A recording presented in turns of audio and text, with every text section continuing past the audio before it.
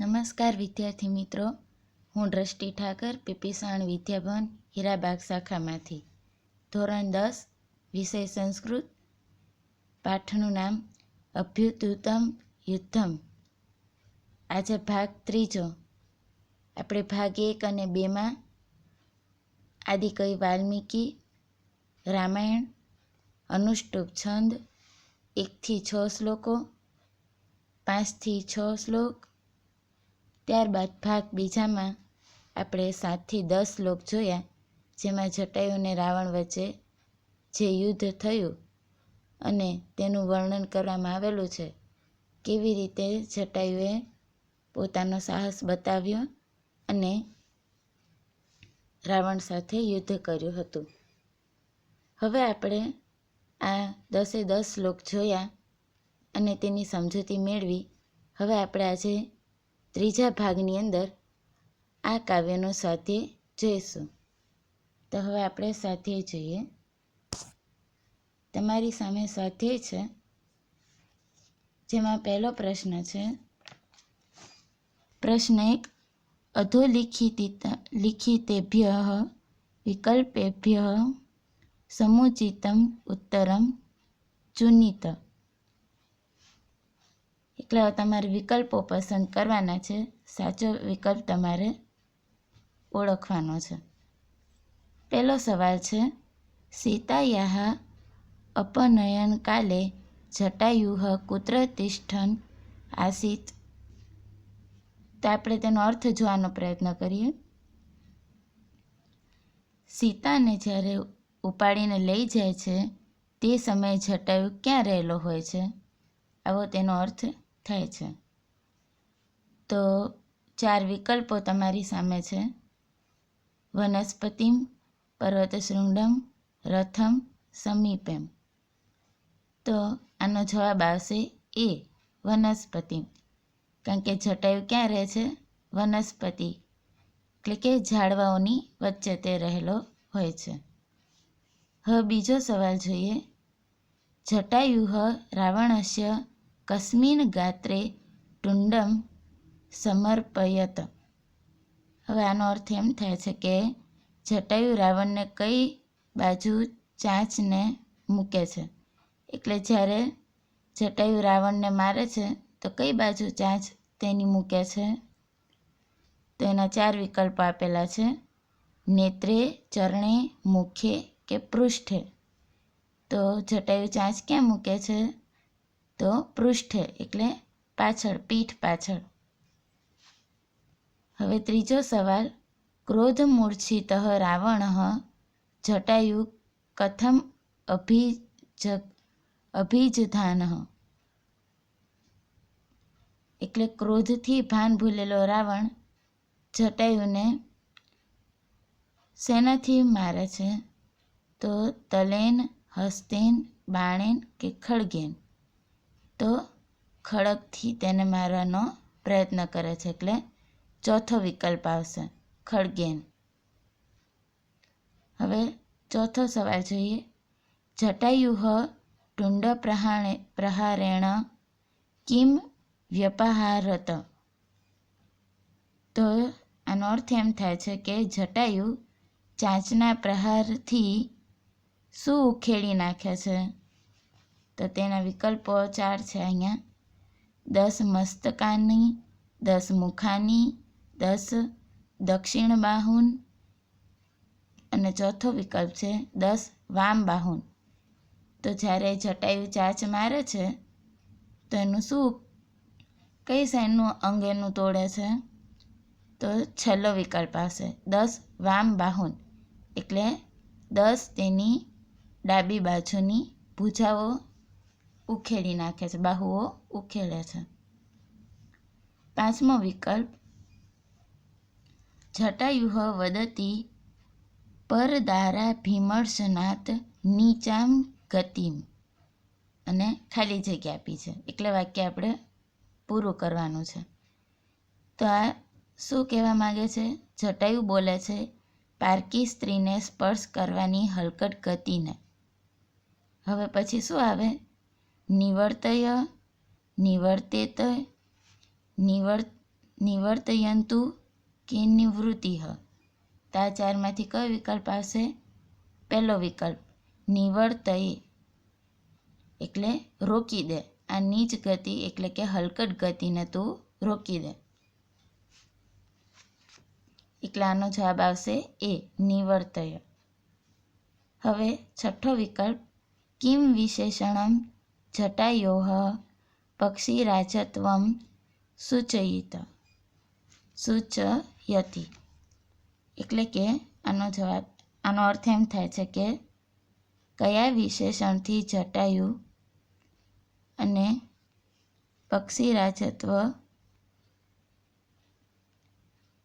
પક્ષીરાજથી બોલાય છે. કયા વિશેષણ દ્વારા જટાયુને પક્ષીરાજ તરીકે બોલવામાં આવે છે?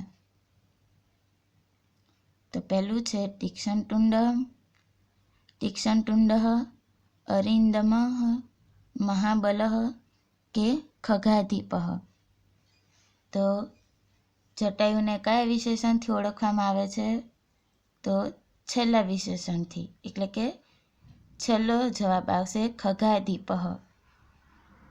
એટલે પક્ષીઓનો રાજા, પક્ષીઓમાં ઉત્તમ. આના દ્વારા જટાયુને બોલવામાં આવે છે, આ વિશેષણ દ્વારા. એટલે આનો જવાબ આવશે ખગાધિપઃ. હવે આપણે આગળ જોઈએ. પ્રશ્ન 2, એક વાક્યેન સંસ્કૃત ભાષાયામ ઉત્તર. એટલે કે એક જ વાક્યમાં જવાબ આપવાનો છે ને તે પણ સંસ્કૃત ભાષામાં. તો હવે આપણે જોઈએ. પ્રશ્ન 1, શ્રીમાન જટાયુઃ કીદૃશીમ ગિરામ વ્યાજહાર. તો આપણે તેનો અર્થ જોઈએ. તો જટાયુ કેવી વાણી બોલ્યો? તો તેનો જવાબ આ છે, શ્રીમાન જટાયુઃ શુભામ ગિરામ વ્યાજહાર. એટલે કે જટાયુ શુભ વાણીમાં બોલ્યો. હવે બીજો સવાલ જોઈએ. જટાયુ રાવણયોઃ કઃ વૃદ્ધઃ કઃ ચ યુવા. એટલે જટાયુ અને રાવણમાં કોણ વૃદ્ધ અને કોણ યુવાન છે? તો હવે આપણે તેનો સંસ્કૃતમાં જવાબ આપીએ. જટાયુઃ વૃદ્ધઃ રાવણ ચ યુવા. એટલે જટાયુ અને રાવણમાં જટાયુ વૃદ્ધ અને રાવણ યુવાન છે.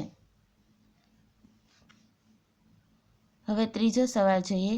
રાવણસ્ય ચાપમ કીદૃશીમ આસીત. એટલે રાવણનું ધનુષ્ય કોના દ્વારા કેવું હતું? એટલે કોના જેવું હતું? તો રાવણનું ધનુષ્ય, આપણે સંસ્કૃતમાં જવાબ જોઈએ. રાવણસ્ય ચાપમ મુક્તામણિ વિભૂષિતમ ચ આસીત. મુક્તામણિ વિભૂષિતમ એટલે રાવણનું ધનુષ્ય મુક્તમણિ જેવું શોભતું હતું. એટલે આનો જવાબ આવશે રાવણસ્ય ચાપમ મુક્તામણિ વિભૂષિતમ ચ આસીત. હવે આપણે ચોથો સવાલ જોઈએ. ભગ્નધન્વા રાવણઃ કુત્ર પતિતઃ. ભાંગેલા ધનુષ્યવાળો રાવણ ક્યાં પડ્યો? આવો તેનો અર્થ થાય છે. હવે તેને આપણે સંસ્કૃતમાં જવાબ આપીએ. ભગ્નધન્વા રાવણઃ ભુવિ પતિતઃ. પતિતઃ એટલે પડ્યો.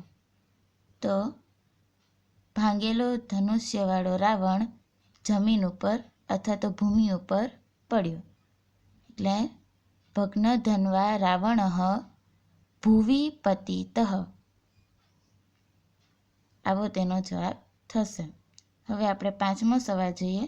જટાયુઃ રાવણસ્ય કિમ ઉત્પાટયામાસ. તો આ સવાલનો અર્થ એમ થાય છે કે જટાયુ રાવણનું શું ઉખેડી નાખ્યું? તો હવે તેનો જવાબ જોઈએ સંસ્કૃતમાં. જટાયુઃ રાવણસ્ય કેશાન ઉત્પાટયામાસ. એટલે જટાયુએ રાવણના વાળ ખેંચી નાખ્યા, ઉખેડી નાખ્યા, ચામડી સાથે તેના વાળને ઉખેડી નાખ્યા. હવે આપણે એટલે ફરીથી તેનો જવાબ જોઈએ. જટાયુઃ રાવણસ્ય કેશાન ઉત્પાટયામાસ. તેનો આ જવાબ છે 5મા સવાલનો. હવે આપણે પ્રશ્ન 3 જોઈએ. સમાસ પ્રકારામ લિખત. હવે આપણે સમાસ જોવાનો છે કે આ શબ્દ કયા સમાસનો છે. તો પહેલો સમાસ જોઈએ. પહેલો શબ્દ છે ખગોત્તમઃ. હવે તેનો અર્થ એવો થાય છે પક્ષીઓમાં ઉત્તમ. હવે આમાં આવ્યું વિભક્તિ, અને તે વિભક્તિ આવી 7મી, કારણ કે ખગોત્તમઃ એટલે પક્ષીઓમાં ઉત્તમ.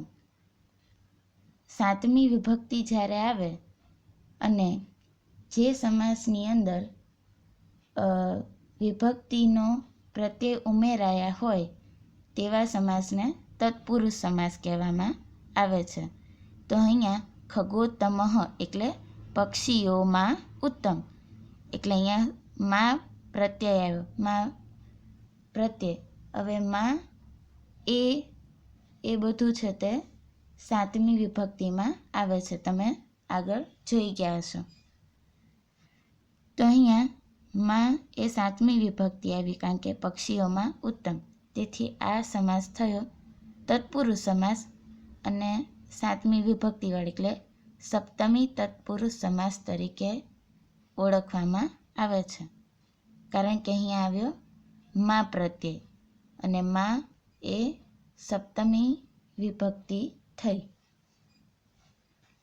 તેથી આ સમાસ બન્યો સપ્તમી તત્પુરુષ સમાસ. હવે આપણે બીજો જોઈએ. તીક્ષ્ણ ટુંડઃ એટલે ધારદાર ચાંચવાળો. હવે આ સમાસ થયો બહુવ્રીહી સમાસ. બહુવ્રીહી સમાસને કઈ રીતના ઓળખાય કે જે બંને પદો વચ્ચે વિશેષણ વિશેષ્ય સંબંધ હોય, ઉપમાન ઉપમેય સંબંધ હોય, અથવા તો પરસ્પર વિભક્તિનો સંબંધ હોય, તેનાથી બનેલા સામાસિક પદોને બહુવ્રીહી સમાસ તરીકે ઓળખવામાં આવે છે. જેની અંદર છે તે જેને, જેનાથી, જેના વડે, જેના માટે, જેમાંથી, જેનો, જેની, જેનું, જેના વગેરે જેવા પ્રત્યયો કે પ્રયોગ કરવામાં આવે છે શબ્દમાં, તેને બહુવ્રીહી સમાસ કહેવામાં આવે છે. આપણે તીક્ષ્ણ ટુંડ એટલે ધારદાર ચાંચવાળો, એટલે કે જેની ચાંચ ધારવાળી છે તે. હવે અહીંયા કોની ધાર ચાંચવાળી છે? તો જટાયુની. એટલે આ સમાસ બન્યો બહુવ્રીહી સમાસ. કારણ કે આપણે જો તેનું વાક્ય બનાવવા જઈએ તો જેનો શબ્દ આવે છે, જેનો પ્રત્યય આવે છે. એક બીજું ઉદાહરણ લઈએ તો નિઃશંક એટલે કે તે સમાસને આપણે છૂટો પાડીએ તો નિર્ગત છે શંકા જેમાંથી તે. આવી રીતના વાક્ય બને છે. હવે આપણે ત્રીજો શબ્દ જોઈએ. ભગ્ન ધન્વા એટલે ભાંગેલા ધનુષ્યવાળો. તો અહીંયા આ સમાસ પણ બહુવ્રીહી સમાસ બન્યો, કે જેનું ધનુષ્ય ભાંગેલું છે તે રાવણ. તો અહીંયા જેનું ધનુષ્ય ભાંગેલું છે, જેનું પ્રત્યય આવ્યો, તેથી આ સમાસ બન્યો બહુવ્રીહી સમાસ. હવે ચોથો જોઈએ. હત સારથીહ એટલે હણાયેલો સારથીવાળો. તો આ સમાસ પણ બન્યો બહુવ્રીહી સમાસ, કે જેનો સારથી હણાયેલો છે. તો અહીંયા કોનો સારથી હણાયેલો છે? રાવણનો. તો અહીંયા જેનો એટલે રાવણનો એક બીજા વાક્ય તરફ લઈ જાય છે. કયા પ્રત્યય દ્વારા? જેના. જેનો પ્રત્યય અહીંયા કે જેનો સારથી હણાયેલો છે તે રાવણ. તેથી અહીંયા બન્યો બહુવ્રીહી સમાસ. હવે આપણે પાંચમો જોઈએ શબ્દ વામ બાહુનો, એટલે કે ડાબા બાહુઓને. હવે આ સમાસ બન્યો કર્મધારય સમાસ. કર્મધારય સમાસને આપણે જોઈએ તો જ્યારે સમાસના બે પદો વચ્ચે સરખામણીનો કે અભેદ તત્વનો સંબંધ હોય, એટલે કે ઉપમેય ઉપમાનનો સંબંધ હોય, ત્યારે કર્મધારય સમાસ બને છે. હવે અહીંયા આપણે એક ઉદાહરણ દ્વારા સમજીએ તો જ્ઞાનદીપ એટલે જ્ઞાનરૂપી દીપ. તો અહીંયા પણ આ શબ્દમાં પણ એવું જ છે, વામ બાહુન એટલે ડાબા બાહુઓને.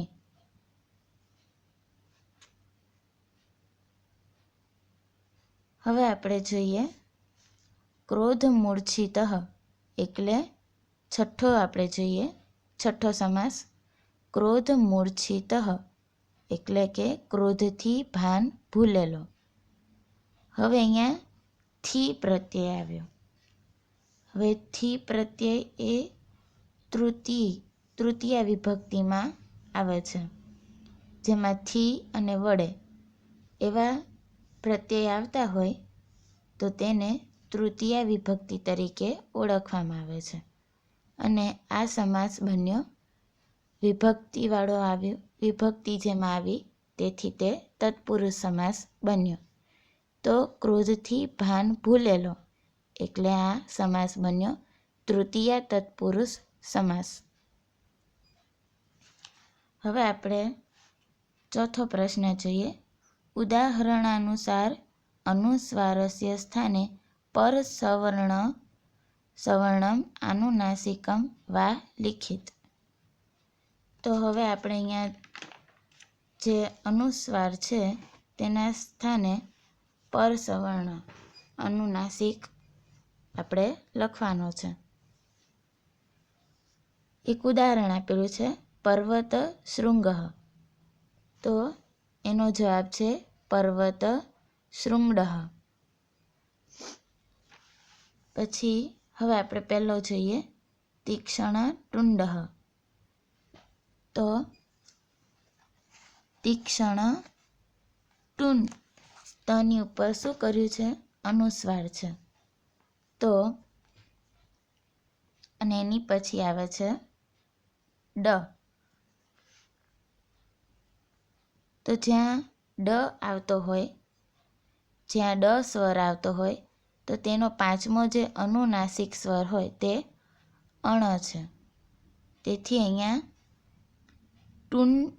તીક્ષ્ણ ટુંડ એમ બનશે. વચ્ચે અણ નામનો અનુનાસિક સ્વર આવી જશે અને ત ઉપર રહેલો જે અનુસ્વાર છે તે નીકળી જશે અને તેની જગ્યાએ આવશે અણ. એટલે આખો શબ્દ એવો બનશે તીક્ષ્ણ ટુંડ. હવે આપણે બીજો શબ્દ જોઈએ બભજ્જમ. હવે અહીંયા બભજ્જમમાં છે તે ભની ઉપર અનુસ્વાર છે અને તેની પછીનો જે સ્વર છે એ જ છે. તો હવે જ્યાં જ સ્વર છે તેનો પાંચમો અક્ષર છે તે ઝ છે. તેથી અહીંયા એવો બનશે શબ્દ બભજ્જ. બભજ્જ વચ્ચે પણ જ આવી જશે, પણ તે કેવો જ આવશે? તમે બારાક્ષરીનો જોયો હશે, સંસ્કૃત બારાક્ષરીનો. તો અડધો ગ અને તેને કાના સાથે જોડેલો તેવો જ બનશે. હવે આપણે ત્રીજો શબ્દ જોઈએ, અરિંદમઃ. એટલે તે અહીંયા છે તે અરિંદમઃ એટલે રની ઉપર શું આવ્યું છે? અનુસ્વાર. અને તેની પછીનો શબ્દ છે દ. તો દ શબ્દ આવ્યો તો તેનો પાંચમો અક્ષર આવે છે અનુનાસિક સ્વર ન. તેથી અહીંયા અરિંદમઃ તેવી રીતના શબ્દ છૂટો પડશે. ર ઉપરથી અનુસ્વાર નીકળી જશે અને ન શબ્દ આવશે. દ પછી અને ર અને દની વચ્ચે આવશે ન શબ્દ. અનુસ્વાર નીકળી જશે ને ન શબ્દ ત્યાં આવી જશે. તેથી આખો શબ્દ બનશે અરિંદમઃ. હવે આપણે આગળ જોઈએ. પ્રશ્ન 5. રેખાંકિત સ્થાનાના પદાનામ સ્થાને. પાંચમો સવાલ છે. પ્રશ્ન 5. વચનાનુસારમ શબ્દરૂપેઃ રિક્તસ્થાનાની પૂરયત. એટલે વચન પ્રમાણે, એટલે કે એકવચન, દ્વિવચન, બહુવચન. તો અહીંયા આપણે તેના અનુસાર શબ્દનું વચન અનુસાર શબ્દ મૂકીને ખાલી જગ્યા પૂરવાની છે. તો અહીંયા છેલ્લો શબ્દ, પહેલો સવાલ, જેમાં છેલ્લો શબ્દ છે નિવર્તયત. તો હવે એના આગળના બે ખાલી જગ્યા આપણે પૂરવાની છે. તો પહેલી ખાલી જગ્યામાં આવશે નિવર્તય. નિવર્તય. પછીની ખાલી જગ્યામાં આવશે નિવર્તયતમ. અહીંયા એકવચન, બહુવચન પ્રમાણે અહીંયા ખાલી જગ્યા પૂરાશે. નિવર્તય એટલે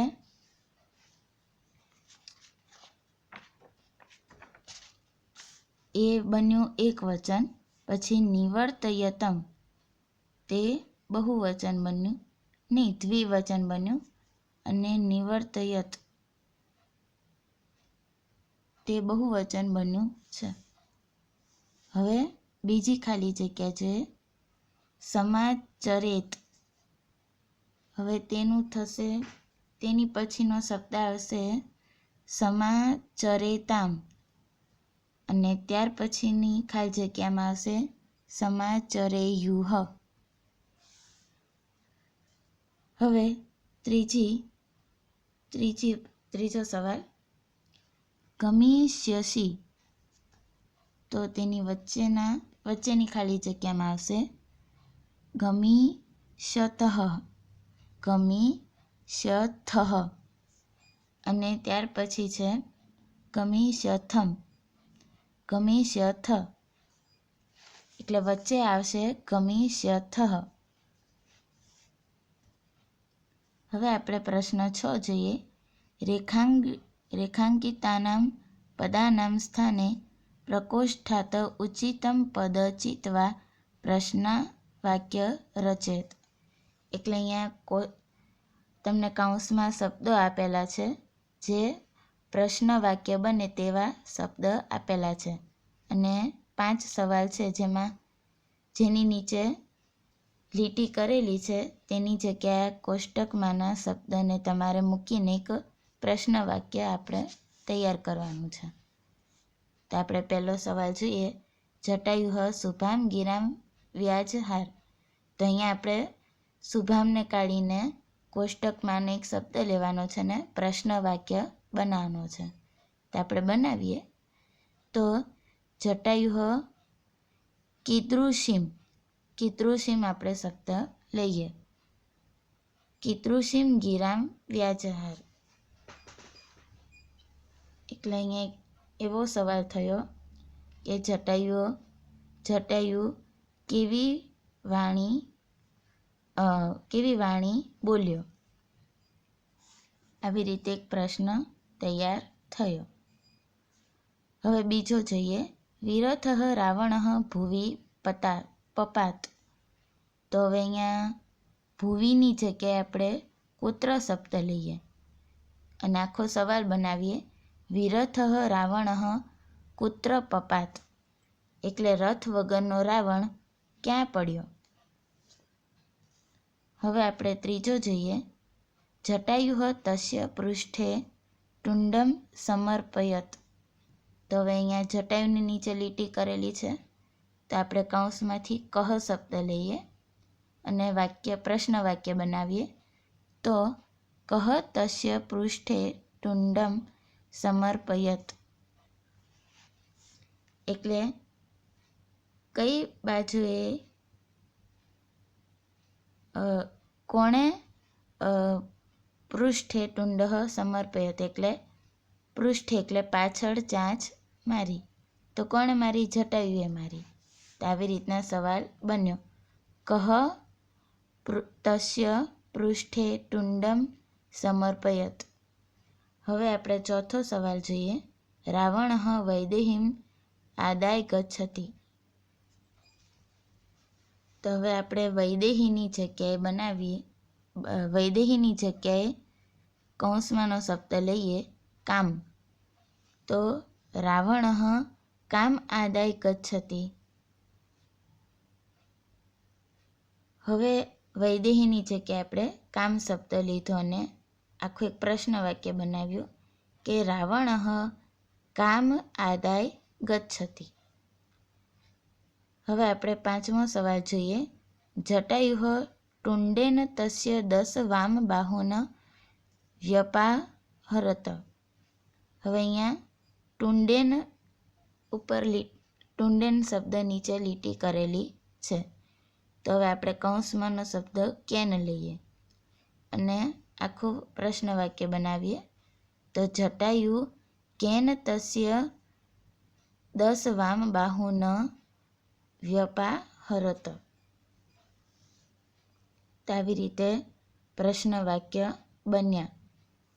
કૌંસમાંના શબ્દો દ્વારા સંસ્કૃતમાં પ્રશ્ન વાક્ય આપણે બનાવ્યા. હવે આપણે આગળ જોઈએ. પ્રશ્ન 7. ગુર્જર ભાષાયામ ઉત્તરાણી લિખિત. ગુર્જર એટલે ગુજરાતી. પહેલાંના સમયમાં ગુજરાતીને ગુર્જર કહેવામાં આવતું હતું. તેથી અહીંયા આ શબ્દ વાપર્યો છે કે ગુર્જર ભાષાયામ, એટલે કે ગુજરાતી ભાષામાં ઉત્તર આપો. પહેલો પ્રશ્ન છે, વૃદ્ધ જટાયુ રાવણને કયા શબ્દોમાં પડકારે છે? તો તેનો જવાબ છે કે વૃદ્ધ જટાયુ રાવણને કહે છે કે હું વૃદ્ધ છું અને તું યુવાન છે. તું ધનુષ બાણવાળો, રથવાળો અને કવચયુક્ત છે.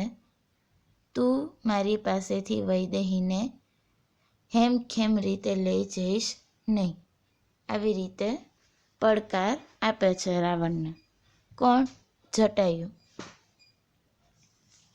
હવે બીજો પ્રશ્ન છે, જટાયુ પાસે કયા આયુધો હતા? તો જટાયુ પાસે તો એક પણ પ્રકારના શસ્ત્રો હતા નહીં. આયુધ એટલે શસ્ત્રો. પણ તે છતાં પણ તેની એટલે તલવાર કે બાણ કે ધનુષ એવું કાંઈ હતું નહીં. પણ તેની પાસે કેવા પ્રકારના હતા શસ્ત્રો? તો જટાયુ પાસે તીક્ષ્ણ નખ હતા, પાંખો હતી, ચાંચ હતી. આવા 3 જ શસ્ત્રો હતા. શું હતા? જટાયુ પાસે તીક્ષ્ણ નખ, પાંખ અને ચાંચ. હવે આપણે ત્રીજો સવાલ જોઈએ. રાવણ કઈ રીતે ધરતી પર પડ્યો? તો રાવણનું ધનુષ્ય ભાગી ગયું, તેથી તે રથ વિહોણો અને હણાયેલા અશ્વ એટલે કે ઘોડા અને હણાયેલા સારથીવાળો થઈ ગયો. અને પછી તે સીતાને હાથ વડે લઈને તે ધરતી પર પડ્યો. એટલે આખું વર્ણન કર્યું છે. જ્યારે જટાયુએ તેની ઉપર ચાંચ વડે અને નખ વડે પ્રહાર કર્યા, તેથી તેનું ધનુષ્ય તૂટી ગયું. તે રથ વગરનો થઈ ગયો, ઘોડા વગરનો થઈ ગયો અને સારથી વગરનો થઈ ગયો. અને પછી તે જમીન ઉપર પડવા જતો હતો ત્યારે તે સીતાજીને પકડીને હાથ વડે ખેંચીને લઈને ધરતી ઉપર પડ્યો. હવે આપણે ચોથો સવાલ જોઈએ. ક્રોધાન્વિત રાવણે શું કર્યું? તો ક્રોધાન્વિત એટલે કે ક્રોધથી તરબોળ થયેલો, ક્રોધથી આક્રોશ થયેલો રાવણે શું કર્યું? તો તાંબા જેવી લાલ આંખોવાળી અને તપેલા સોના જેવા કુંડળોવાળો ક્રોધાન્વિત રાવણ પક્ષીરાજ જટાયુ તરફ દોડ્યો. એટલે જ્યારે જટાયુ તેને ખૂબ બધા શબ્દોથી અને વાક્યોથી તેને કટાક્ષભર્યા શબ્દોથી તેને બહુ સંભળાવે છે અને બધું કહે છે, ત્યારે તે રાવણ ક્રોધથી ભડભડી ઉઠ્યો છે. અને તેથી તેની આંખ કેવી થઈ ગઈ છે? લાલ લાલ આંખ થઈ ગઈ છે. અને તેના કુંડળો કેવા થઈ ગયા છે? જ્યારે સોનું તપે ત્યારે કેવું ગરમ હોય તેવું તેના કુંડળો થઈ ગયા છે. આવો ક્રોધથી રાવણ પક્ષીરાજ જટાયુ તરફ દોડે છે. હવે પાંચમો સવાલ જોઈએ. અંતે જટાયુએ શું કર્યું? તો અંતે જટાયુએ રાવણ ઉપર ચાંચ વડે હુમલો કર્યો અને તેની 10 ડાબી બાજુની બાહુઓ એટલે કે ભુજાઓને ઉખેડી નાખી. રાવણ અને જટાયુનું યુદ્ધ થયું ત્યારે જટાયુએ પોતાની એટલી બધી શક્તિ લગાવી અને રાવણ ઉપર ચાંચથી હુમલો કર્યો અને પછી તેણે ચાંચ વડે એની 10 ડાબી બાજુની ભુજાઓને ઉખેડી નાખ્યું. હવે આપણે પ્રશ્ન 8 જોઈએ. નીચે આપેલા વિશેષણોમાંથી જટાયુ અને રાવણના વિશેષણોને જુદા તારવવાના છે. એટલે કે જટાયુ માટે કયા વિશેષણ વપરાયા છે શ્લોકમાં અને રાવણ માટે કયા વિશેષણ વપરાયા છે, તો તે આપણે જોઈએ. તો જટાયુ માટે જોઈએ તો શ્રીમાન શબ્દ, શ્રીમાન વિશેષણ જટાયુ માટે વપરાયો છે. અરિંદમઃ તે શબ્દ પણ જટાયુ માટે વપરાયો છે. પર્વતે શૃંગડાભઃ તે શબ્દ પણ જટાયુ માટે વપરાયો છે. પતગોતમઃ એટલે તે પણ શબ્દ જટાયુ માટે વપરાયો છે. વૃદ્ધઃ એટલે ઘરડો તે જટાયુ માટે વપરાયો છે. તીક્ષ્ણ ટુંડઃ એટલે ધારદાર ચાંચવાળો, અને ચાંચ કોને છે? તો જટાયુને છે. તો એ શબ્દ પણ જટાયુ માટે વપરાયેલો છે.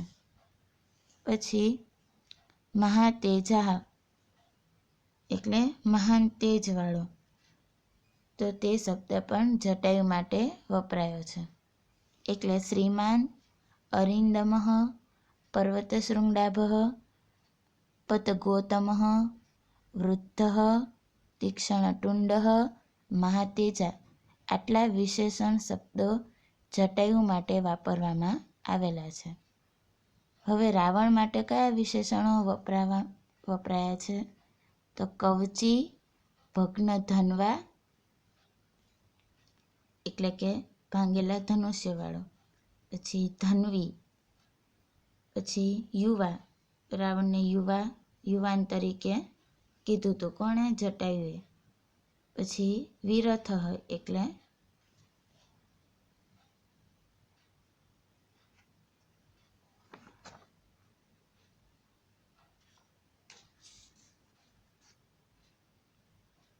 રથ વગરનો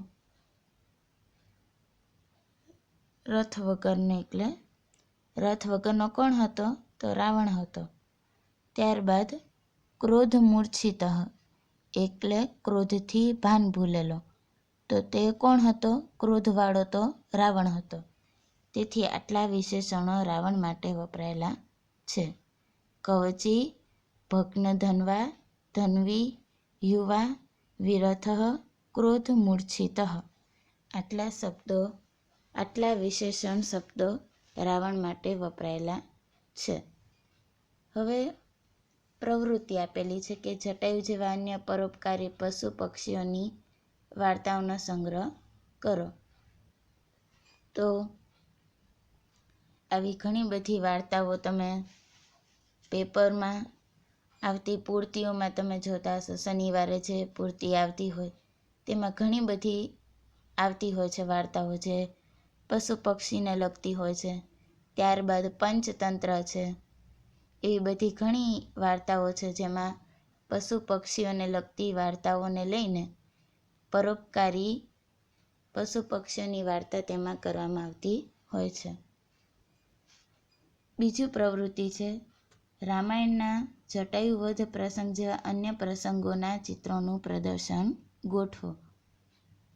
હવે બીજા અન્ય પ્રસંગ જે તમને સારા લાગતા હોય તેનું તમે ચિત્ર બનાવી અથવા તો ચિત્રને તમે કાપીને કોઈ પણ પૂર્તિ અથવા તો કોઈ પણ